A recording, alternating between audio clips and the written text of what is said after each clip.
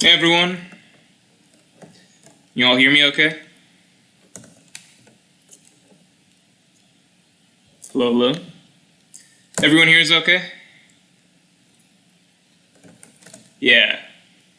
I think that if you compare this to the usual time that I start streams, this is remarkably early. Still technically later than the time the stream was scheduled for, but that was always wildly optimistic. Extremely ambitious. But overall, very early. Prison time? Yeah, this is like... I have a different schedule because I'm in prison. 40 minutes late? That's not true. I rescheduled it. It's not 40 minutes late. Come on now.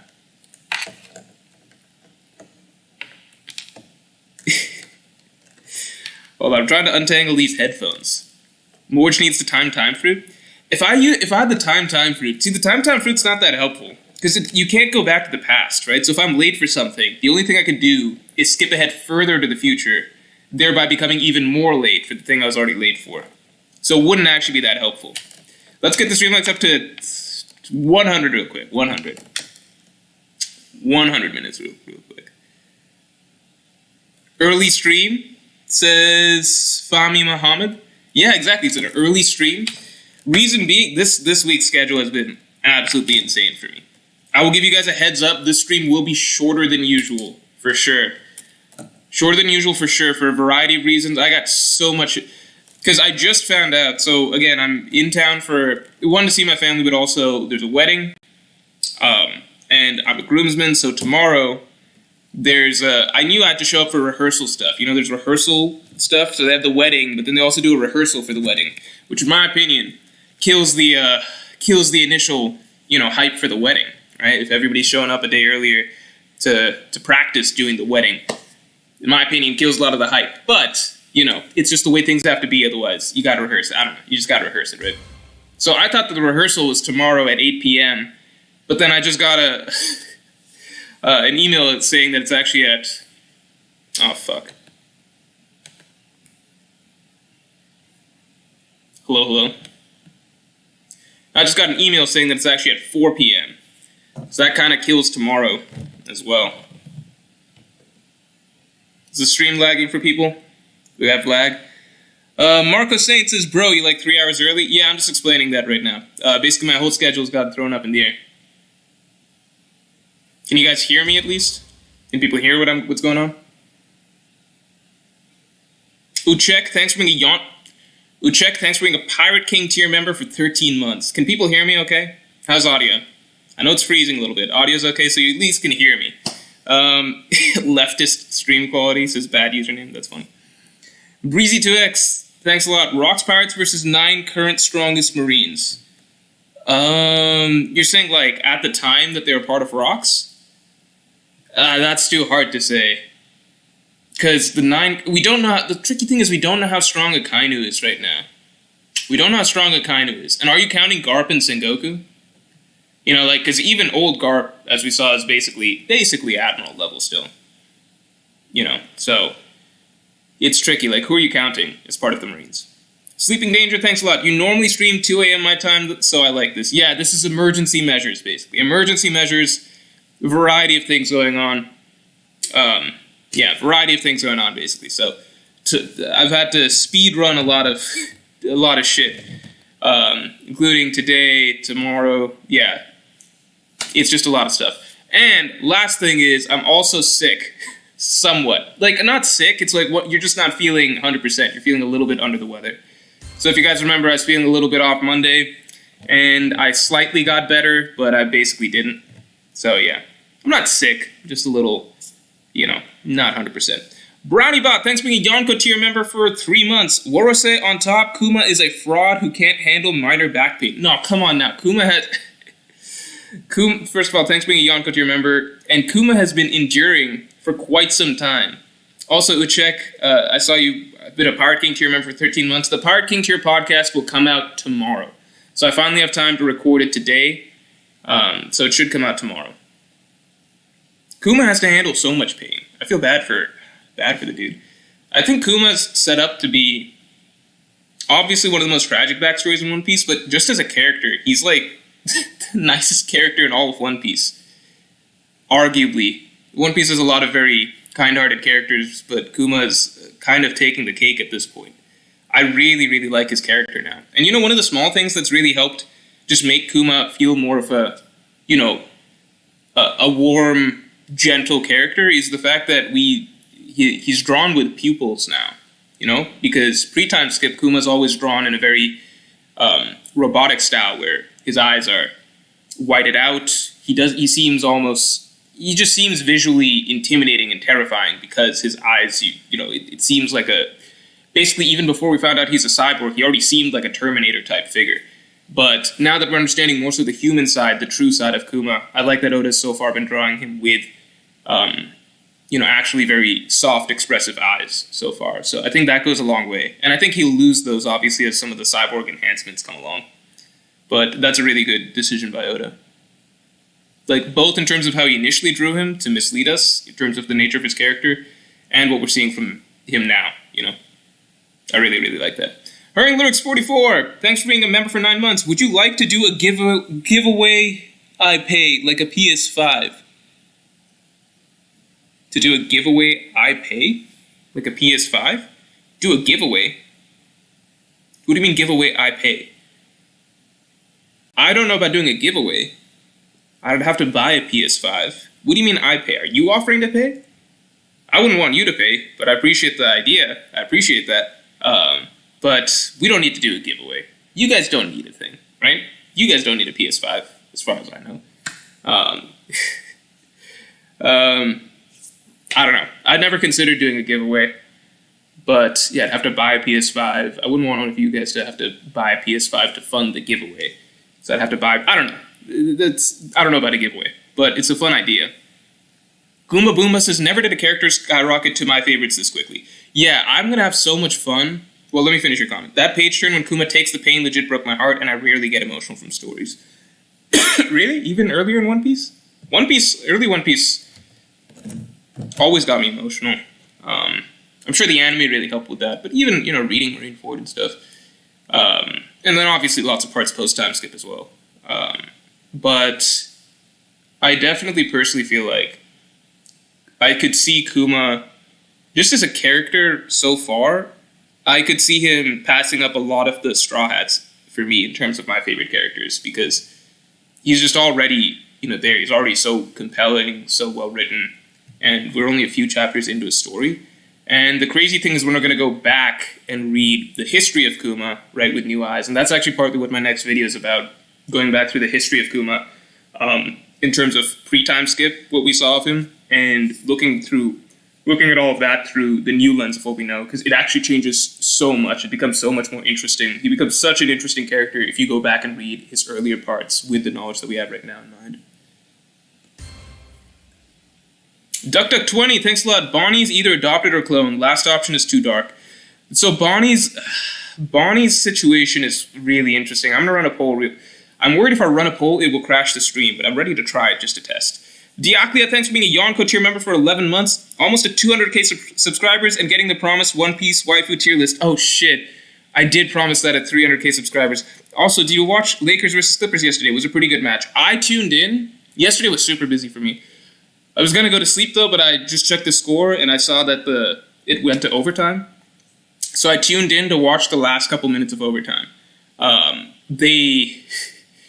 wish I'd gotten to see the rest of the game, because it seems like it was a really dramatic game, but the Lakers, they really needed that win. They were due a win over the Clippers. So, you know, it's funny that I think it's really cool that the Lakers won, and they won in dramatic fashion, which is always, I think, like, when you win a very close contested game where both teams are playing very seriously, it matters a lot more.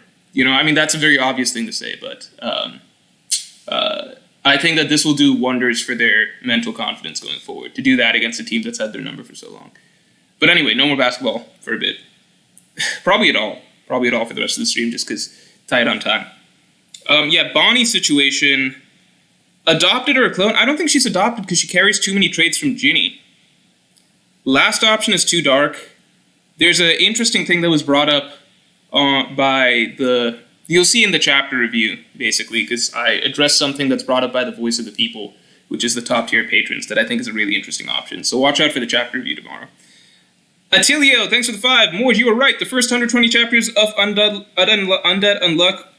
First 120 chapters of Undead Unluck were mediocre, but it got peak after the major turning point.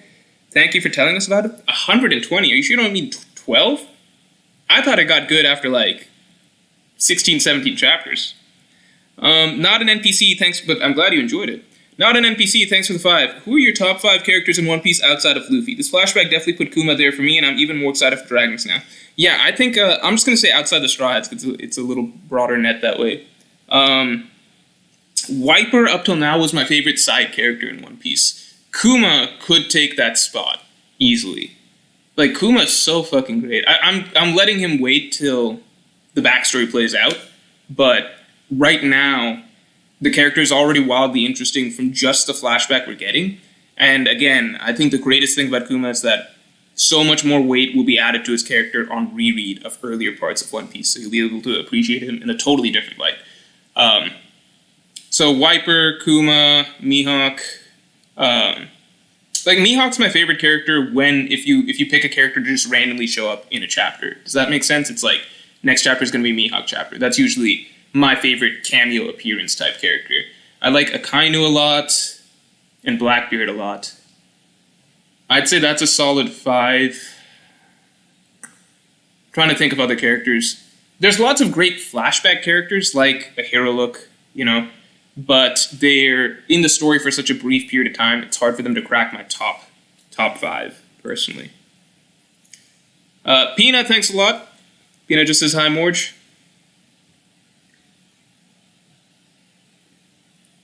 Burra says, Morj, as a European who can only catch your streams at midnight, this is a fine surprise. I've heard stories of you being late, so I prepared well. Hashtag Buggy 2024. No, I'm happy that some European people are able to catch this stream this time. Yeah, at the very least, I'm sorry that it's off for usual people, but, this is a nice change of pace, at least for the moment, just for some people who normally can't catch a stream live to be able to. And I appreciate you tuning in, bro. Hope you enjoyed. Uchek, thanks for the 5. Nothing happened was a weekend holiday for Kuma. What a Giga Chad. Yeah, I talk about that in next week's video as well. Behenor, thanks a lot. What are the chances that we see Imu's design during the flashback? Could it be one of the reasons why his mind got erased? I really don't know about that. You know what? There's some characters that become more likely for us to see over the course of this flashback now, because I think we see Vegapunk, right? Just because that's established as being important. Bonney went to Vegapunk's lab when she was younger, stuff like that. I think we see Kizaru even, because this flashback, it seems like it's also going to be explaining Bonney's history in the process of explaining Kuma's history, right? And Kizaru talks about how how he views Bonney as an old friend, right? When he encounters Bonney on Egghead Island, he's like, please, I don't want to have to hurt more old friends. Kizaru was also involved in Vegapunk's research on Kuma to create the Pacifistas. So I think we could also see Kizaru involved in here as well. So there's a lot of random characters that are set to potentially make an appearance in this flashback, which makes it really interesting.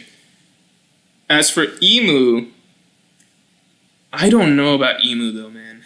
Imu's tricky. I feel like it would be awesome if we got to see Imu in this flashback, but I wouldn't be surprised if Oda's saving Imu for even later down the line.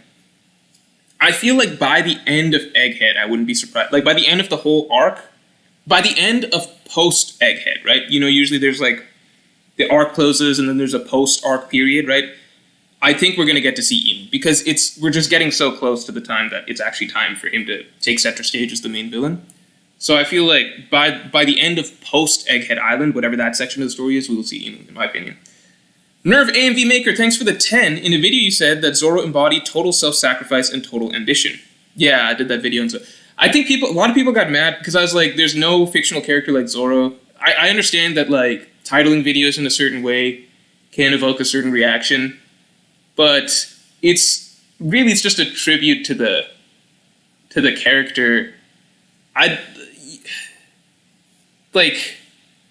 don't know. I think a lot of people get mad when they see... Like, I said Marineford is the greatest manga greatest arc in manga history, and I titled that the Marineford video, because for a lot of One Piece readers it is, but I understand why that's like a clickbaity or,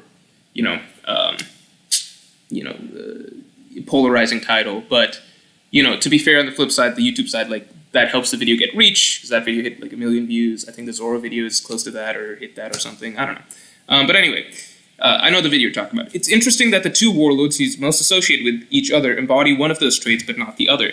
That is a really, really cool point, with Kuma representing total self-sacrifice and Mihawk representing total ambition. That's a really cool point. I talk more about Kuma, Mihawk, and Zoro, that triangle, in next week's video as well. I think next week's video is a good video. I say that, but I'd say definitely check out next week's video. I think it's an interesting perspective on certain things that we've just learned. Diaklia, thanks for being a Yonko tier member for 11 months. Sorry, I think I just scrolled past you. Hold on, let me catch you. Fuck, I just scrolled past pretty hard. Also, did you watch Lakers? Oh no, we covered this. You're trying to make me do the okay. We're gonna move past you. Retro Records, thanks for being a Yonko tier member for 13 months. Finally, a confirmation of Dragon being a former Marine. Also, happy birthday, Morj. Yes, okay. I'll address the first part, which is, yeah, Dragon being a former Marine, I like to think that he did show up at God Valley as part of, Garp's squadron or something like that, and we just didn't get to see him, and he didn't end up crossing paths with Kuma and Ivankov. Because it just, I don't know if it fits. But Garp being a former Marine isn't that crazy revolutionary. I think what we can assume is that Dragon probably didn't get super...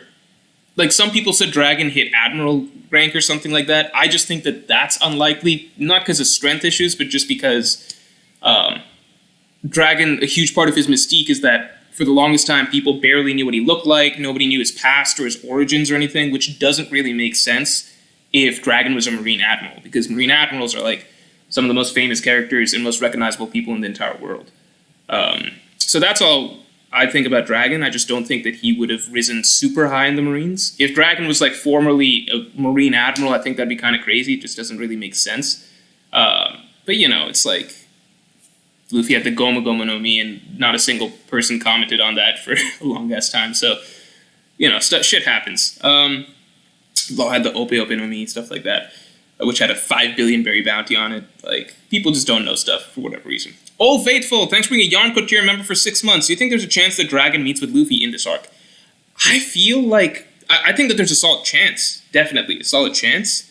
I do think that just, like, out of, I don't know, maybe narrative parallelism or whatever, Luffy reunites with Shanks before he meets Dragon. I think that's a possibility.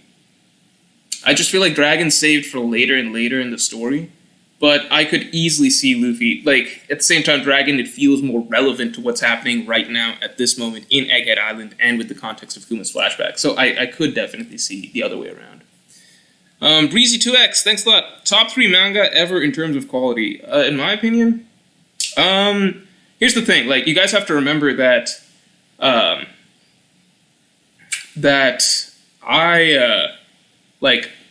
I mainly only read manga where there's characters that fight other characters. So there's a whole world of manga that's actually like more serious drama and stuff that I don't touch and don't read. So don't take my opinions on this to mean that much, right? And then the reality is also that, like, in general, most manga and anime fans are fans of the action genre, be that shonen or seinen. So I'm gonna say, in regards to this general genre of characters fighting characters, right? More fantasy fiction stuff, right? Top 3 ever. Can I exclude One Piece? Because, like, it's just a given that I consider one. I'll include One Piece.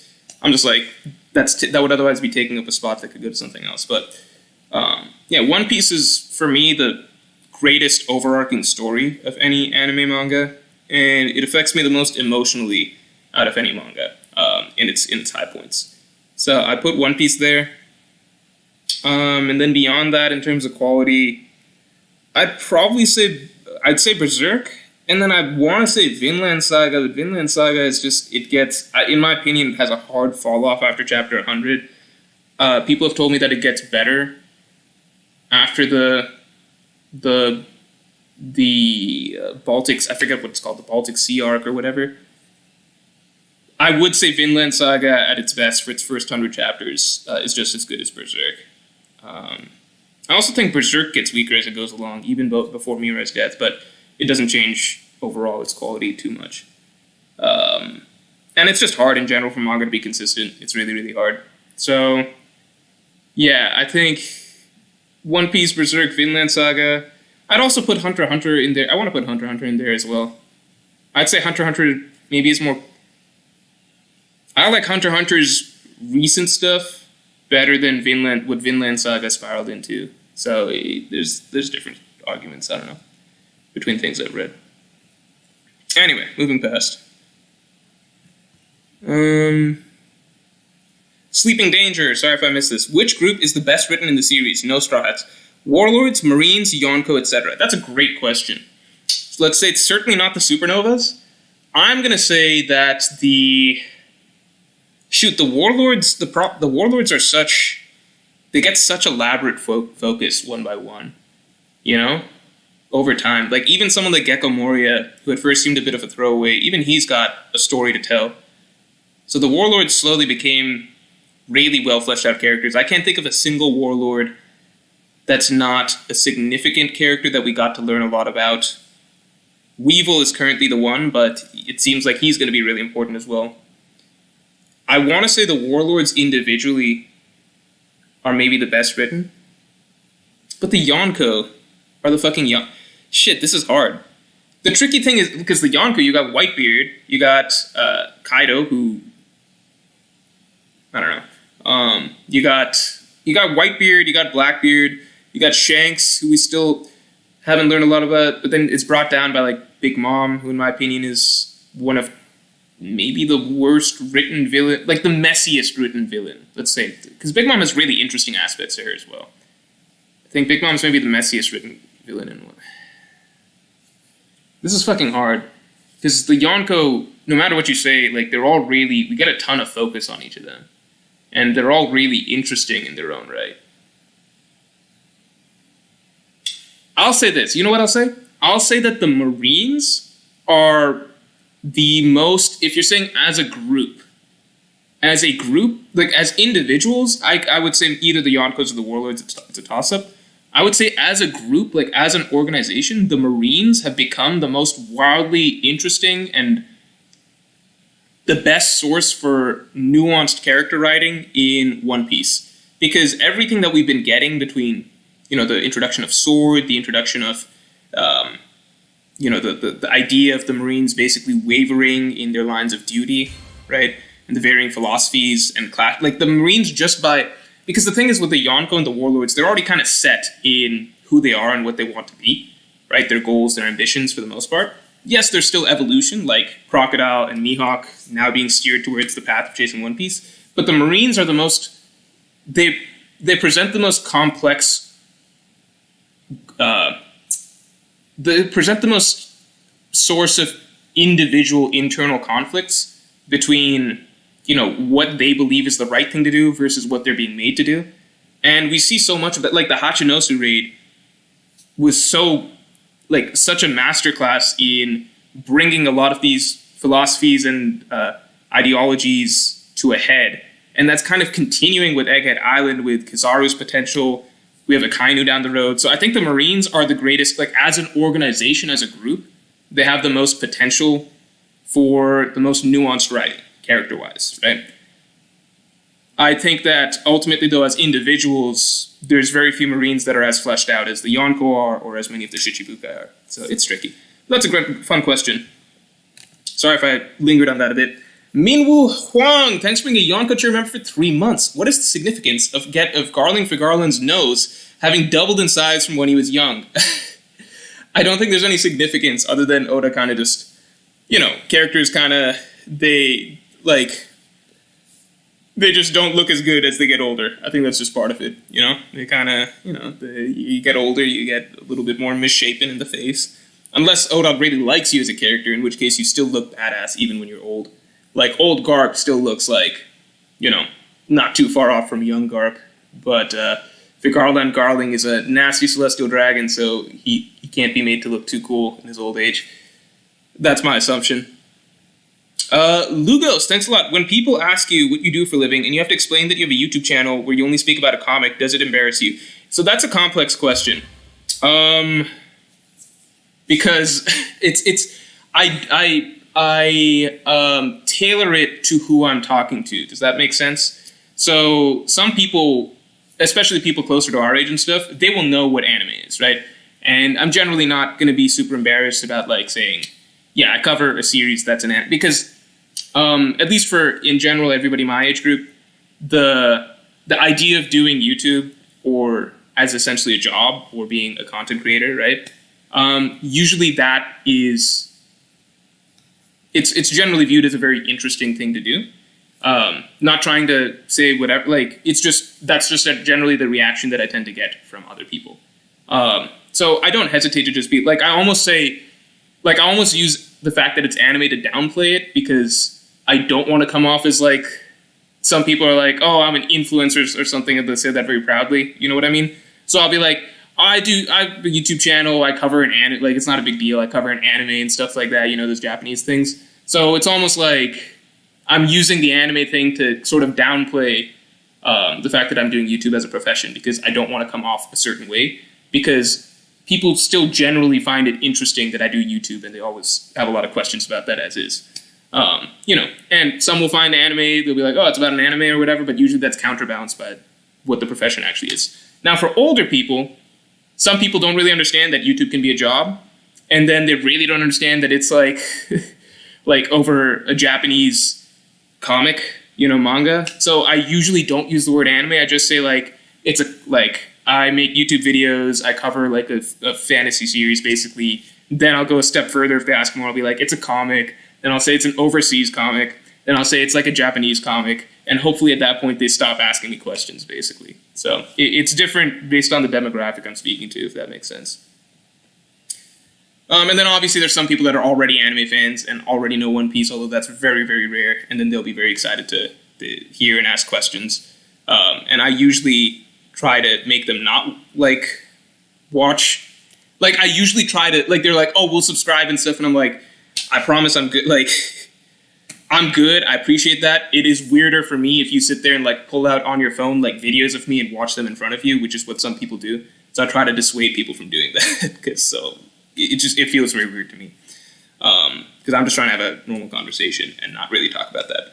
Ali Lubwama, thanks for the 10. Sup, Morj, you think there's a possibility that Oda has Kuma release the pain he accumulated so far and releases it on Saturn? I definitely think that that's possible, for sure. I still prefer the idea that Luffy ultimately is the one that defeats Saturn, but I would really like to see Kuma help, in a way, especially because Kuma has that dynamic with Saturn going all the way back to God Valley. And I really, really like the idea that Kuma will ultimately have to take Luffy's pain out, take it for himself, so that Luffy can get up and go fight Saturn, you know?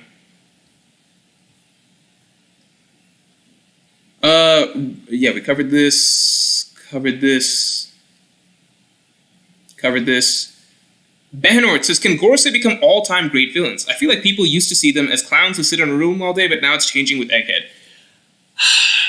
I think it's going to be difficult for all of the Gorosei to become great villains, just because they're subordinates, and Oda's written some fantastic subordinates before, right? Like Senor Pink, Hachi, I would argue like Mr. Two, and even subordinates that are just straight up bad characters, right? You can still recall as being really interesting subordinates, right? Like I think Mr. One, King, I think CP9 as a group, they're very memorable cast of characters. But I think it's very rare that, like, I would never argue, you know, Mr. One's a cool villain, but I would never argue him as being one of One Piece's all-time great villains. I think there's almost no subordinate villains. Katakuri is in there, right? Katakuri's maybe the only one. I think there's been no subordinate villain. Okay, let me phrase this very carefully, right? There's no subordinate villains in One Piece that... There's almost no subordinate villains in One Piece, right? That don't become good guys, right? So we're cutting off Mr. Two, Hachi, Senor Pink, right? Like the ones that convert into good guys. So there's no subordinate villains that remain villains through and through that I think have ever become some of One Piece's most iconic or greatest villains. Does that make sense? Because yeah, like CP9 has some great, like great enemies for the Straw Hats that are fairly memorable. Baroque Works does too, but like ultimately you're always going to be like, okay, what are One Piece's best villains? Doflamingo, Crocodile, Kaido, like the main, the main characters, right? The ones that Luffy actually fights, right? So we can let's assume that when we're talking about how good the Gorosei will be, we're just talking about Gorosei as villains. I don't know if one of them will defect and like reveal another side of him and become a good guy. I'm sure if one of them does, that guy would be a great character, right? But let's talk about the Gorosei just as villains, right? I don't see them ultimately being some of One Piece's most iconic villains. I just think that that's unlikely based on the fact that Oda tends to not spend as much time on those, henchmen characters, basically. And Gorosei are obviously very important henchmen, but yeah, I just don't know about that, Like, even if we're looking at Kizaru, who I think is already turning into a really great character, I think he's potentially turning into a really great character because he's not going to be... he could have a morality shift by the end of this, right? And, in that case, he'll be a great character, but he would depart from the villain role, right? So he'd be a great character in the sense that Mr. 2, Hachi, etc. are great characters. So you get what I'm saying. I'm kind of belaboring the same point there. Football CF Candy, thanks a lot. Egghead top 4 arc, also Dragon Admiral before Green Bull. Yes, I talked about this a second ago. It would just be... I don't know.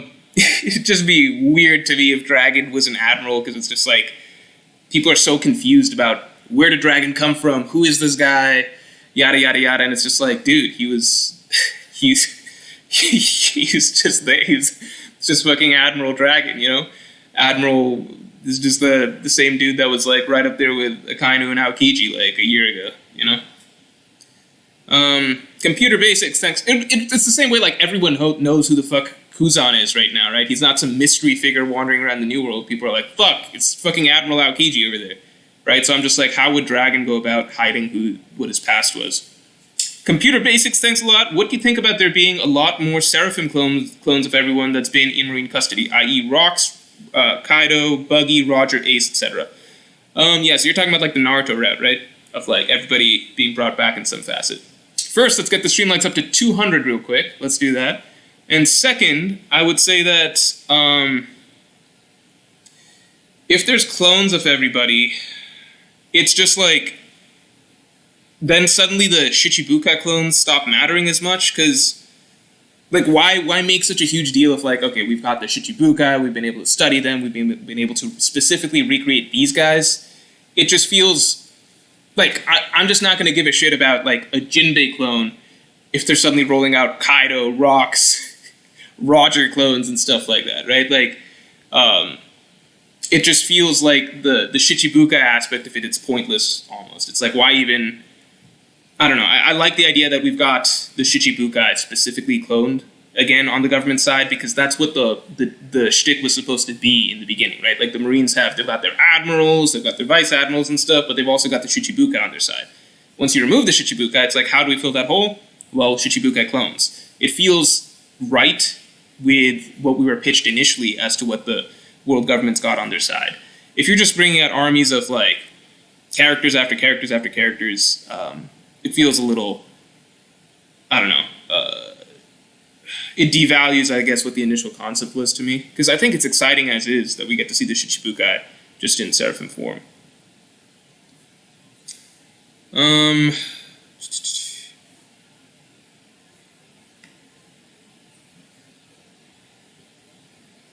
Louis Summers, thanks a lot. Bonney's situation is worrying in my opinion. Right now it feels like at best she's a clone. No, we covered that. No, we didn't. She's a clone, and at worst she's a literal child, which is either kind of dumb or problematic. We covered something similar. Or exactly this. Something similar. There's something that's suggested in the community voice of the people thing. So look out for that in tomorrow's chapter review that I think is fairly interesting. That's not either of these options, but would still make sense. So watch out for it at the end of tomorrow's chapter review. I don't want to spoil it. But let's play with these two options, right? Either Bonnie's a clone or she's a literal child. I think her being a clone wouldn't be dumb, depending on how it's done. Her being a literal child, no matter how you spin it, would be problematic. No matter how you spin it. Just because of the way that she's been drawn. Now, that being said, I think is there the possibility that Bonney has already been born during Kuma's flashback and we just haven't been told about her? Is that still a possibility? I don't know.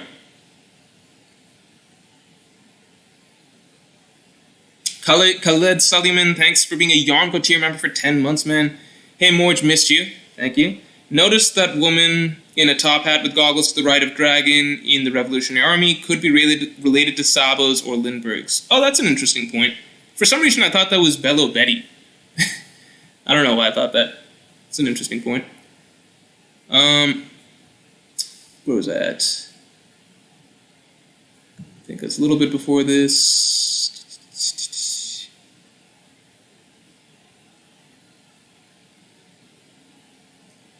Okay, got it. Tom, thanks for the 5. Morj, you need to remake the Force Parallels video. And what are people saying things like Koby being the new Garp and thus becoming Luffy's equal? Dude, I that video exists. I could put it out again, but there's just no point. It's already out there. You know, I think my thoughts on the subject are out there. I don't think Koby's the new Garp, personally. I think Koby's the new Koby. I don't think Luffy needs a Garp specifically. Because Luffy already has one person in the Marines that would be his, you know, his counterpart in the Marines, which would be Akainu, right? If he's got a Pirate King versus Fleet Admiral, it just fits a little bit better. Like, this isn't Roger's era where you could afford to be friendly with some of the Marines or whatever. The Marines are a different beast nowadays under specific management that needs to be taken down. JWP, thanks for the 5. Young Kuma looks exactly like young Whitebeard. I think the Whitebeard being a Buccaneer theory is going solid, going strong nowadays. Visvim Frog, thanks for the 5. Earliest Morj stream ever caught me off guard. Fire ass chapter though. Yeah, I'm sorry for people who are prepared for later streams. It's just I'm not like you know, I'm out of town basically, and there's a shit ton of stuff happening for me this week, so just gotta squeeze in streams when I can basically. So this was the only window that I had today to be able to do a stream. So sorry about that if it's off time for some people, but I do know that for some people in Europe, this is maybe the first time some of you have been able to catch a stream, so hopefully it balances out. Chris W, thanks for the 5. What do you think Luffy's new epithet will be since Gorosei don't want his D on his bounty poster? Or do you even think Morgans will do it? I think Luffy's still going to be Straw Hat Luffy. Still Straw. I don't think we're going to get the epithet change personally. I think he's got to be Straw Hat Luffy till the end of his days. Mavahid Sadegi, thanks for the 5. What if Bonney is Ginny's child with the kidnapper? Oh no, that is too dark, I think. Also, congratulations on your wedding, Morj. It is not my wedding, but I will pass it on to the groom and bride. Bruh, thanks for the 5. Do you think it's a plot hole that the Gorosei didn't order the killing of Luffy at Marineford, knowing that he had the Gum Gum fruit? So this really depends, because it's possible. Here's how you could look at it, right? It's been 800 years. It's very possible that the Gum Gum fruit has just been passed around a bunch, right? Like, it's very possible that the Gorosei have seen, like, I don't know, like 50 different people have the Gum Gum fruit at this point at varying points, and, like, it's just never been a big deal. You know, it's kind of like, you know, like, let's say, this is not the same thing whatsoever, but let's say, like, you know, Ace had the Marimar no Mi. Ace dies. Over the course of the next 800 years, you know, like, people see this fruit of Roger's son. Like, it's not the same thing, obviously, but I'm just saying, like, once you've been around as long as the Gorosei, you just see certain fruits just passed around, like, a million times over, right? So, and the Gomu, like, you see the Marimar no Mi, like, the 48th person to have the Marimar no Mi, like, it's just, they're not going to be on high alert each time they see somebody else get the Marimar no Mi. Like, most of the time it's likely never been anything significant. It's never come to anything, you know? I shouldn't have used the Marimar no Mi as an example. I guess what I'm saying is basically just, at a certain point, they've seen it passed around so much, and it's likely never been awakened in all of those 800 years. It's just been a fruit, you know? It's just been a fruit, relatively weak fruit compared to many others. So they're not going to be freaking out each time over it. This is all kind of how I'm justifying it and rationalized it in my head. I'm like, why did no one ever comment about this? It's like, because Luffy's probably not the first person to have had this fruit, and he's probably not even, like, close to the first person. Like, it's just been so long and it's been passed around so many times that you stop viewing it as that big of a deal when someone's walking around with the Gomu Gomu, and it's just like, oh, this is the guy that happens to have it right now or something, right? He's not going to awaken it. No one's awakened it for so long, right? At the same time, the world government would still clearly like to have it in their hands because just symbolically what it represents, the potential of what it could be. But, you know, if they've seen this thing passed around so many times at this point and nothing bad has happened with it, I can understand why they'd not be, like, why should they view Luffy any different than, like, random pirate number 36 that happened to have it, like, 337 years ago or something like that, you know what I mean?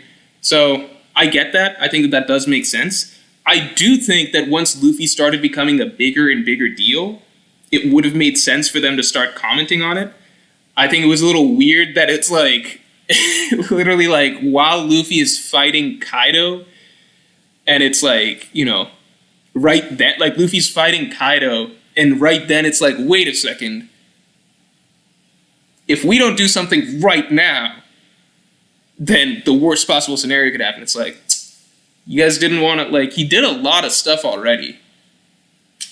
Maybe they just felt like, okay, if he's going toe-to-toe with Kaido, then at this point he's already far surpassed any of the previous users of the Nika fruit by a mile, right? He's already close to becoming one of the strongest characters in the world.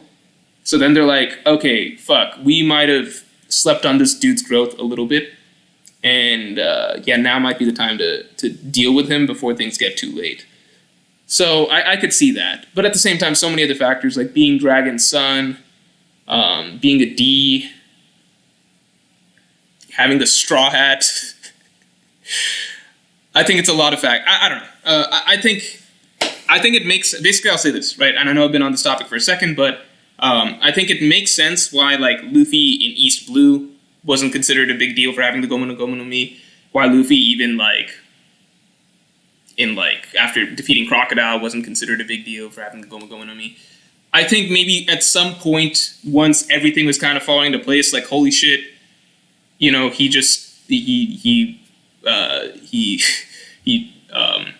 D, he's the son of Dragon, he's quickly basically taking over the entire New World, took down Doflamingo and stuff like that.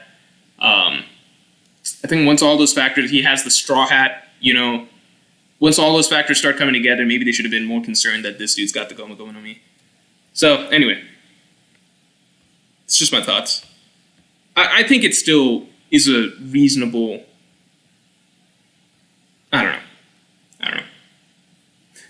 know.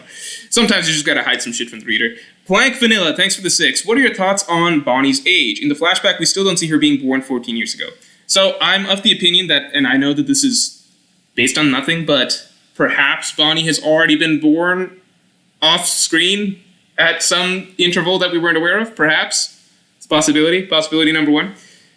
Moving past that possibility, there's the Bonnie's a clone possibility, Bonnie's a kid possibility, which we don't like.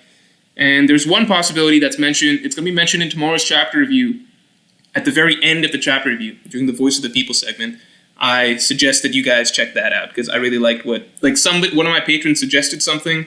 I thought it was a really great idea, so definitely check that out. Big DeBoss, thanks a lot. Can you check out Sano BR art right now? His One Piece art is good. I'm going to open the tab, but I don't want to crash the stream, so I'm not going to share anything. But I'm always looking for people to promote posters for or with Sano BR art. Open up this guy's thing. Breezy 2X, best manga arc outside of One Piece. Oh, that's a great question.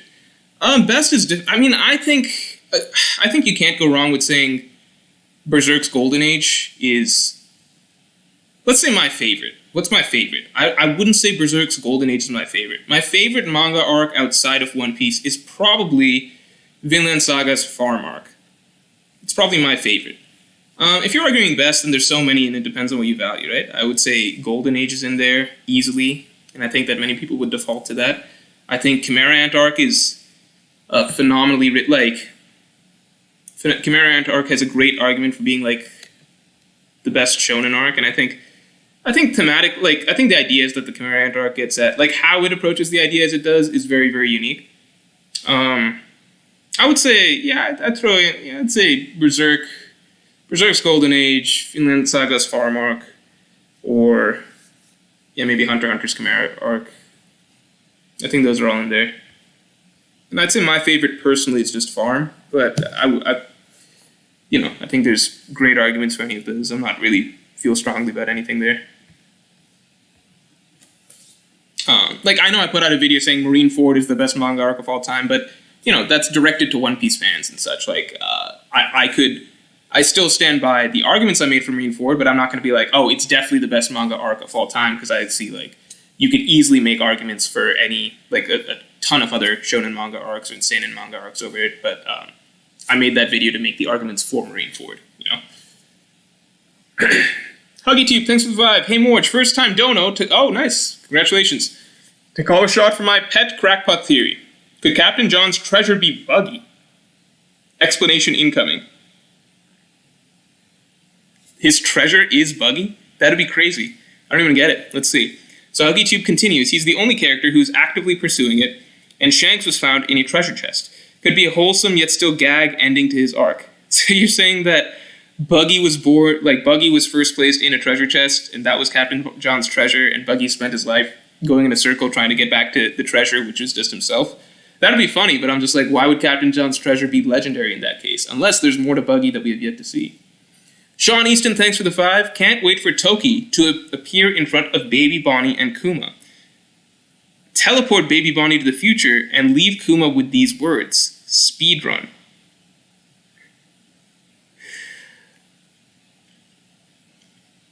Whatever happened to Toki? We ever going to see her again? At least in some flashback?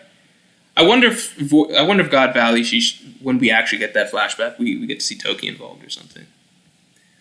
That's a funny idea, though. Great piece, thanks a lot. JWP, thanks for the 5. One Piece characters usually progress pretty slow.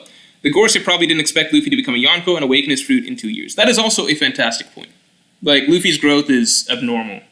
Very, very abnormal. It's crazy abnormal. So, I could definitely get that. So, if you combine all the factors, right, one, they probably don't flip their lid over every Goma Goma no Mi user. They would just like to have the fruit in their hands, but it's not a thing where they're necessarily marshalling all their admirals or something like that to go capture the Goma Goma no Mi user.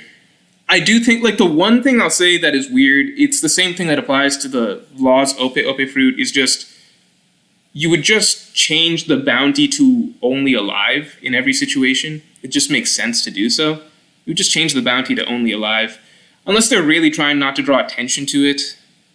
But I don't think that's even drawing attention to it, because Sanji had an only alive bounty poster, and that doesn't, it tells you basically nothing about why the person is wanted only alive. But I don't know. It's not something that's such a big deal that I view it as a huge plot hole, because you can make up reasons that make sense. It's just been so many years and it's been passed around so much, it's not a huge deal. Luffy progressing so fast, it's probably progressed too fast for them to really realize what he's headed towards, necessarily.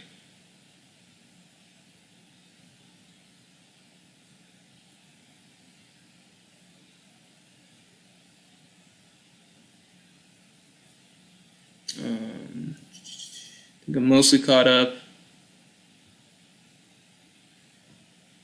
One sec.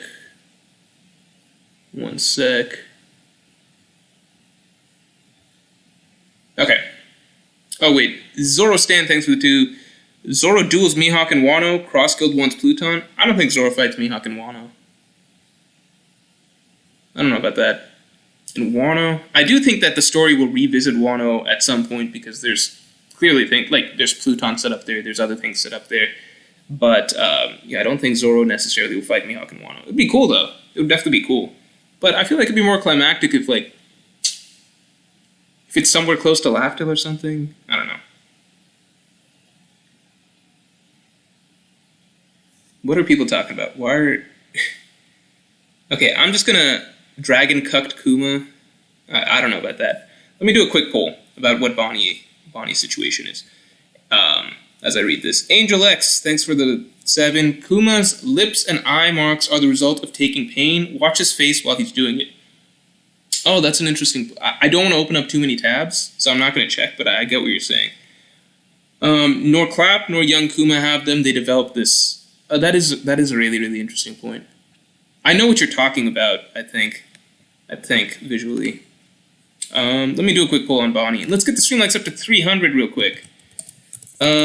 What is the secret of Bonney's origin? Tom, thanks for the 5. Crackpot theory. Kuma used his fruit to take Ginny's personality out of her before she died and put it into some random orphan he adopted. Read Kaiji. Kaiji, I told you it's on the list, but so are many other things. I like that idea, because there's so many shenanigans that... We don't know if Kuma can do the personality transfer or whatever, but there's so many things he can do, right? He can transfer memories, he can transfer things like that. So, I do think that's an interesting idea. Maybe Vegapunk created a physical body clone of her, and then Kuma transferred A to B. Who knows? Japanese Jim, thanks a lot. Just fun coincidence. Harry Potter, Ginny actress name. What do you mean Ginny actress name? What's Ginny's actress's name?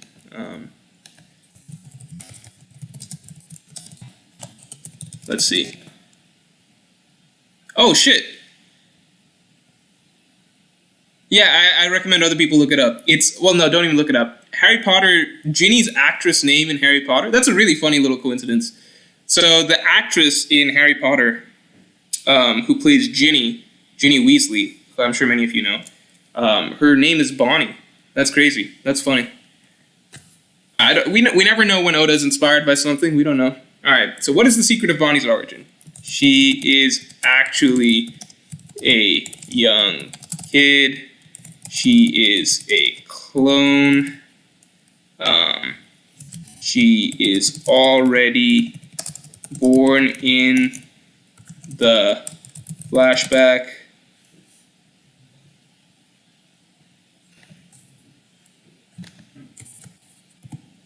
And I'll say other. Alright, I hope.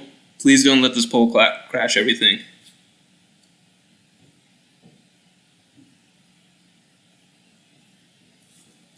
Daniel Kingston says, does the Pawpaw fruit's ability to manipulate brain signals make Pudding's memory fruit redundant? Well, I mean, there's some devil fruit abilities that definitely overlap with others. So, I imagine that Pudding is able to do more with her fruit than Kuma is, like more specialized, like maybe how you edit memories, things like that. That's my assumption. Damn, there's a tight split across the board here. So, it's leaning towards 30%, 25%, 35%. Yeah, very tight. Everything's within 5-10% of one another. A lot of people think she's already born in the flashback. If I were to give my guess, I'm leaning towards something clone-related. Or, again, there's an idea that's brought up that will come out in tomorrow's chapter review. Just look out for the ending bit of it. It was brought up by a patron. And I like the idea. If not necessarily that specific idea, and that would fall in the other category. If not necessarily that specific idea, something along those lines, I could see that.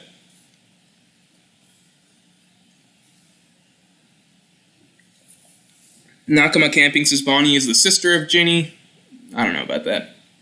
Because, like, Ginny was an orphan. Unless you mean, like, non-biological sister, but then wouldn't we have seen her already with Kuma and Ginny at some point?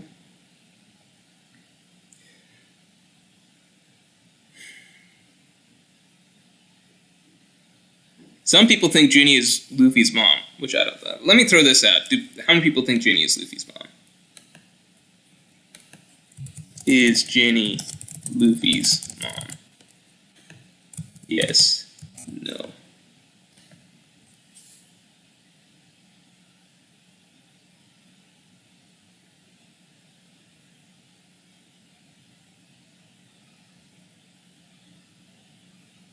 Cheese Juice is already born, but they kept it a secret. Yeah, I could easily see that being a possibility.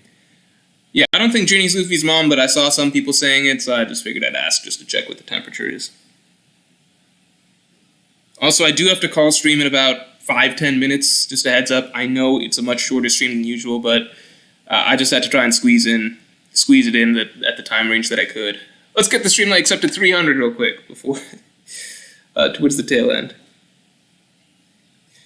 Yeah, why is she calling Kuma daddy if she's Ginny's sister, says OCB Mega. Yeah, that wouldn't really make sense. Great piece says Morj, she's a kid. I think we're just going to avoid the she is a kid assumption until we are no longer able to deny it. I'm just going to go with that route. We're just going to avoid assuming that until there's just no other options, basically.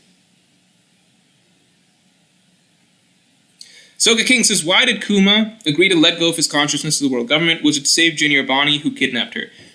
So I actually did a video like a while back, just before this whole thing was topical, I guess, which was like the real reason Kuma gave up his memories to the world government or something like that.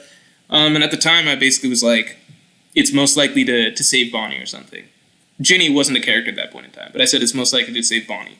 It could be along those lines, and it's ultimately save Ginny, but I said it was out of some sort of secret sacrifice that he had to do. That video might still be, it is still actually definitely very relevant, because pretty much all of it still holds up to what's going on right now and what we know of Kuma at this point, so I'd suggest checking it out. Kenny, thanks a lot. I thought Oda said Luffy's mom had already appeared. Yeah, he did say that, but it turned out to be Dadan, because Oda gave a description, and he said that she's about to appear, or already appeared, I forget. He gave a lengthy description, and then that description turned out to perfectly match Dadan. So Dadan was basically who he was talking about, at least from what we can infer.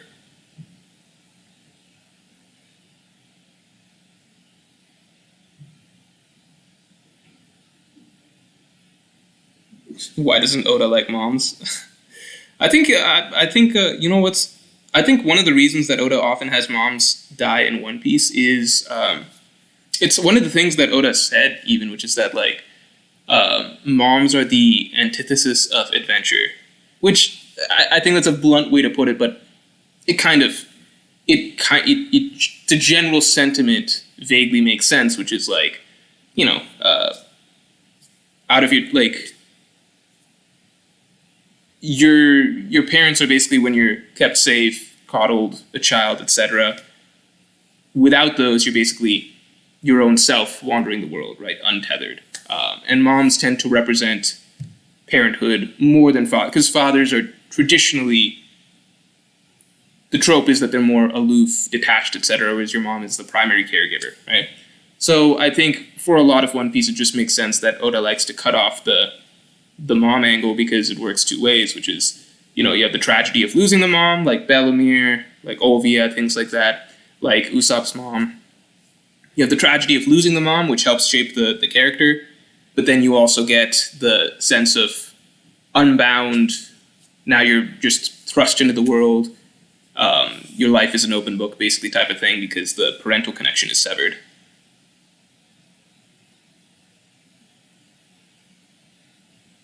And I think Oda keeps fathers alive in many situations because, in general, like, it's just generally true, both in reality and in fiction, right? The idea that, you know, the father figure is the more, in many ways, more cold, detached one very often, and often not the primary caregiver. So you can kind of remove the father, cast them out into the world, and now it gives this child character that you're writing, like, they've lost their mother figure, so they've lost that parental protective figure that's like keeping them bound, and now they get to travel the world, and whoever their actual father figure is, like, that's something that's out there in, you know, in the great unknown that can now be, you know, encountered in the future, chased, found, etc., basically, and it like kind of ties your story full circle.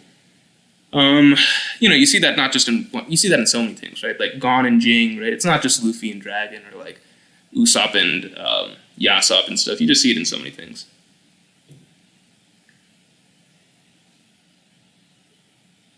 So I think that's why Oda likes that trope of like dead mother, because that spurs adventure and shapes the character, and then aloof, detached father out there in the world, because that is like kind of a North Star in a journey, you know? And you kind of like, the journey to finding that father figure also like turns you into a man in a sense. Breezy2X with a great question. I like these non-One Piece questions that are popping up this stream, just because it's a little bit of variety. Favorite manga character not in One Piece? That's really fucking tough. I actually don't know.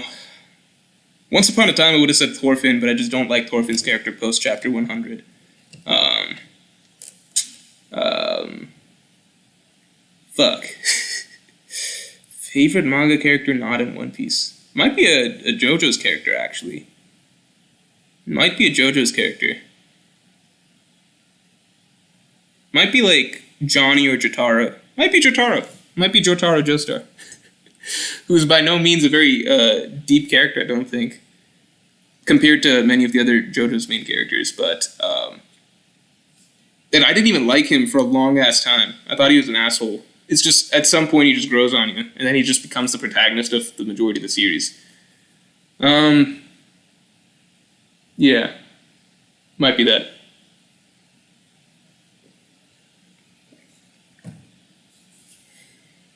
Favorite Espada? We're getting into this shit now? Probably pretty basic. Yukiora. Stark Skull too. Where do I... Okay, football, CF Candy says, Morj, where do you rank Egghead as an arc so far? Gyro's a great character. Gyro's definitely a great character. I think I like Gyro better than Johnny when I was reading Steel Ball Run. But I think once I finished it and was kind of reflecting, Johnny's story just stands out more than Gyro's. But I definitely liked... Gyro's my favorite while I was reading, if that makes sense. But your opinions change when you reflect on things or go back and reread parts.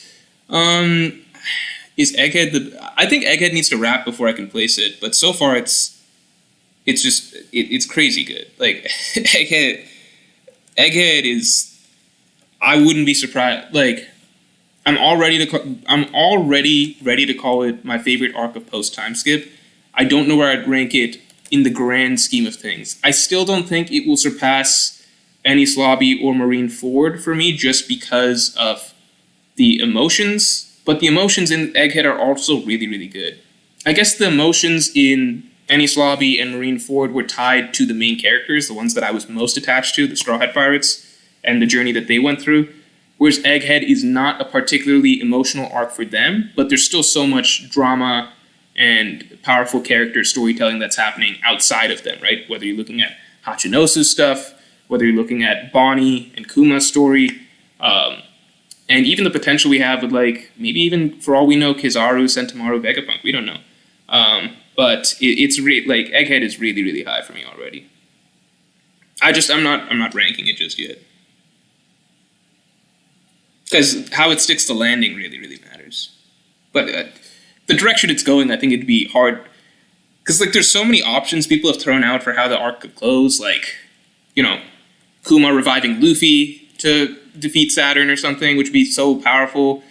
Kuma releasing his own pain to defeat Saturn or something. I think no matter what, we're heading towards a Kuma death, which would be one of the darkest endings to a One Piece arc. It'd be Marineford-esque, Sabaody-esque, honestly, like a sense of tragedy to cap it off. Although it would be, I think, framed by some level of victory over Saturn. Or even if it's like Kizaru having a character turn and going after his boss or something. Like, there's so many options that people have thrown out for Egghead's ending, and they're all really, really compelling. So I really can't imagine, like, even just Dragon showing up. There's so many ways that Egghead could end in a great, great manner. And we already know that it's set up for the Egghead incident. We don't know what that means. It could mean just killing a Gorosei, which would in itself be really cool and really satisfying. Or it could mean something even more. So I can't imagine it not sticking the landing, basically.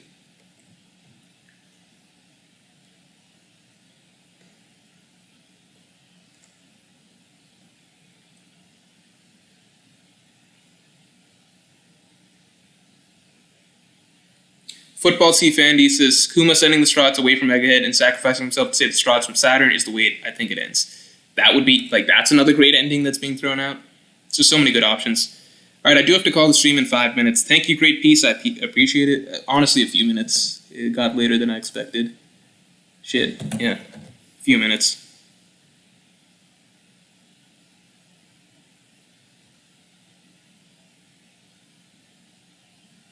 Solo2 says, having Saturn die would feel very cheap in my opinion. I don't think so. I mean, villains usually go down when they're in the same arc? Like, Saturn's just a subordinate at the end of the day. Villains usually go down, in the... this is Saturn's arc to be a villain, right? I don't think Saturn going down would be any different than, like, Virgo going down, Doflamingo going down, and Dressrosa. Like, this is his arc to be the villain.